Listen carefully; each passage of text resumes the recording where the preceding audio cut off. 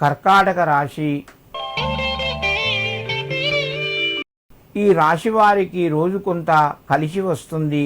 ప్రయత్నాలు మెల్లగా ముందుకు కొనసాగుతాయి. రుణపరంగా కొంత ఒత్తిడి పెరిగే అవకాశాలు ఉన్నాయి.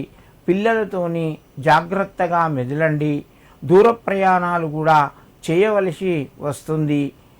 తొందరపడకుండా జాగ్రత్తలు పాటిస్తూ ప్రయాణాలు కొనసాగించండి.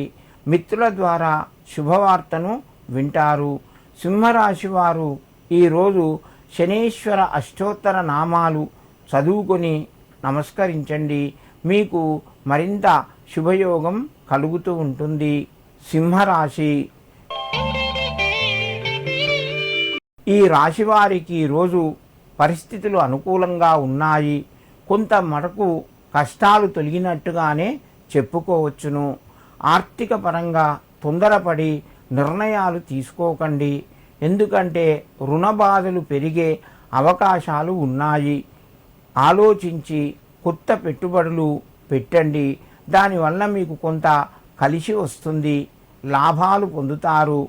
వ్యాపార రంగంలో మీకు అనుకూలంగా ఉన్నది. నిరుద్యోగులకు ఉద్యోగ ప్రయత్నాలు కొంతవరకు ఫలిస్తాయి. కుటుంబ సభ్యుల మధ్యన ఆరోగ్య పరిస్థితులు మెరుగుపడతాయి. సింహరాశి వారు ఈరోజు దత్త కవచాన్ని వినండి.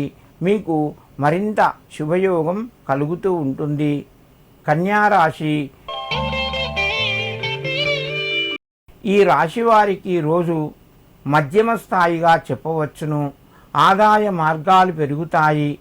బంధువుల మధ్యన లేదా పార్ట్నర్స్ మధ్యన కొంత భేదాభిప్రాయాలు వచ్చే అవకాశాలు ఉన్నాయి. జాగ్రత్తగా తక్కువగా మాట్లాడండి. దానివల్ల మీకు కొంత అనుకూలత పెరుగుతుంది. మీ పట్ల అభిమానం కూడా పెరుగుతుంది. సమయానికి మంచి నిర్ణయాలు తీసుకుంటారు.